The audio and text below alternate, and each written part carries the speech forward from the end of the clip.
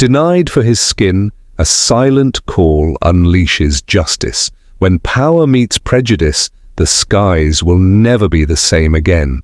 Sandra McKee stood behind the polished marble counter of the first-class lounge, her smile thin and mechanical. She had seen hundreds of travelers today, executives, celebrities, millionaires, but when Nathaniel Cole approached, her expression shifted. His suit was sharper than most, his presence calm and composed, yet something in her eyes hardened. She looked him up and down, hesitated a beat too long, then leaned toward her colleague and whispered, "Security? No reason? No warning? Just instinct, an instinct trained by years of quiet prejudice." Nathaniel stood still, presenting his boarding pass without a word. His voice, when he spoke, was low and respectful. "Is there a problem?" Sandra didn't answer. She turned her back to him, pretending to type something into her computer. A minute passed. Then two guards appeared behind him. One tapped his shoulder, the other reached for his arm. The entire lounge grew quiet. People turned their heads, then quickly looked away. No one wanted to get involved. Nathaniel's jaw tightened, but he didn't resist. He glanced around, calm, observant, not afraid. His eyes found a young boy, Jamal, sitting with a laptop near the corner. The boy stared, wide-eyed, recognizing the face he had seen in tech magazines and keynote speeches. Nathaniel gave a slight nod. Jamal blinked, stunned. No one else seemed to realize who they were escorting out. Sandra certainly didn't. And she had just made the costliest mistake of her career. Nathaniel walked calmly between the two security guards, his steps steady, composed. The hush that had fallen over the first-class lounge clung to the walls like fog. No one dared to speak. Eyes peeked over newspapers and phones, some curious, others quick to look away, unwilling to acknowledge what they were seeing. No one asked why a man in a tailored suit, with the grace of someone used to commanding rooms, was being escorted like a trespasser. In a place where appearances mattered most, his presence was seen as a threat, not a guest. As the guards flanked him, Nathaniel didn't resist. His expression remained unreadable, but behind his eyes 1,000 calculations were being made. He was used to these moments, not because they were right, but because they were familiar. He had risen through rooms colder than this, had been dismissed before he was heard, had learned long ago that the most powerful weapon was patience. Near the far corner of the lounge, a boy of about 12 sat cross-legged on a chair, typing something on a laptop. His name was Jamal, and his head jerked up the moment Nathaniel passed. His eyes widened. He knew that face. The man on the TED stage, the genius behind Cole Tech, the one his older brother always quoted, the one on the cover of Wired magazine. He watched the man walk silently with security, no protest, no anger, just a quiet strength that confused him. Their eyes met for a fraction of a second. Nathaniel gave a small, almost imperceptible nod. Jamal's mouth parted slightly, too surprised to speak. He looked around, realizing no one else knew who was being pushed out of the lounge. Nathaniel didn't need anyone to defend him. He just needed the world to watch, and Jamal would remember this moment for the rest of his life. Outside the lounge, Nathaniel stood beneath a tall window overlooking the runway, his reflection faint against the glass. Behind him, the muffled sounds of clinking glasses and quiet conversation faded into irrelevance. He reached into his coat pocket with deliberate calm and retrieved a sleek, unmarked phone. It wasn't his everyday device. It was something far more secure, something reserved for moments when power needed to be felt, not spoken. He unlocked it with a fingerprint scan, followed by a retinal ID. The interface glowed softly, displaying only one number, 01 No contacts, no apps, no clutter, just that single digit. Nathaniel tapped it. The call rang once.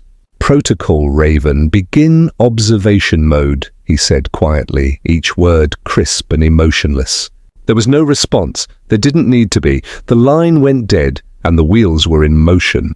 Across the country, and even across oceans, servers lit up, networks adjusted, and operatives in quiet offices leaned forward. Screens populated with airport feeds, passenger logs, and internal emails from Regalis Airways. No hacking.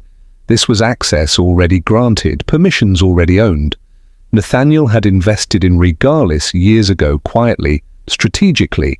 He never sought publicity, he sought control. And now control was exactly what he had. Back in the lounge, Sandra was laughing with another staff member, unaware that her face was already flagged, her words already recorded. At headquarters, Regalis's systems blinked. Minor lag, odd delays. Nothing dramatic. Not yet, but it had begun. And Nathaniel Cole never started something he didn't intend to finish. It started as a flicker. A minor glitch on a gate display showed a delay that hadn't been announced. Then another. A baggage system stalled. A check-in kiosk froze mid-transaction, then rebooted without warning. At first, Regalis Airways staff assumed it was just another tech hiccup. Airport systems weren't immune to the occasional issue. But within minutes, the pattern became impossible to ignore. Inside the operations center, tucked away on the 9th floor of Regalis's headquarters, red indicators began lighting up across the control dashboard. One of the analysts frowned, tapping on her keyboard as error reports streamed in faster than she could process them. "We've got a cascading fault in the flight scheduling server," she muttered, confused. "But there's no network issue." She flagged her supervisor, who leaned in, eyes narrowing. On the executive floor, phones began to ring. The head of IT was already on a call when another line lit up. Customer service was overwhelmed. Dozens of flights were delayed or inexplicably rerouted. Crew manifests were incorrect. One pilot showed up to find 2 others already assigned to his flight. Digital signage across multiple airports displayed incorrect boarding information. None of it looked intentional at first, but as the IT team dug deeper, they saw something they couldn't explain. Someone was inside their system, not just crashing it, but watching. Invisible footprints appeared in logs, where no one should have access. Route-level commands were being executed with administrative clearance. But no breach had occurred. No firewall had been broken. It was as if the intruder had always had the keys. In a quiet conference room, a senior VP looked at the real-time status board, now more red than green. "This doesn't make sense," he said, voice tight. "It's too controlled to be a bug. Someone is orchestrating this." At that exact moment, a message popped up on a private internal terminal used only by executives. No sender, just a line of text. "You tried to remove a man you never bothered to understand. Now watch your empire unravel, one thread at a time." Panic spread like fire. They had no idea who they were dealing with, but Nathaniel Cole did. The boardroom was silent, the kind of silence that comes after hours of shouting, scrambling, and realizing no one had answers. 10 executives sat around the long glass table, pale and exhausted. Screens lined the walls, each showing a different crisis. Grounded flights, passenger complaints, plummeting stock values, headlines beginning to surface with phrases like "Regalis Airways meltdown" and "tech sabotage suspected." No one said it out loud, but they all felt it. They were losing control. Then the double doors opened. Nathaniel Cole walked in alone. No announcement, no security, no hesitation. He was dressed the same as before, elegant, precise, deliberate. He carried a slim black folder in one hand and placed it on the table without a word.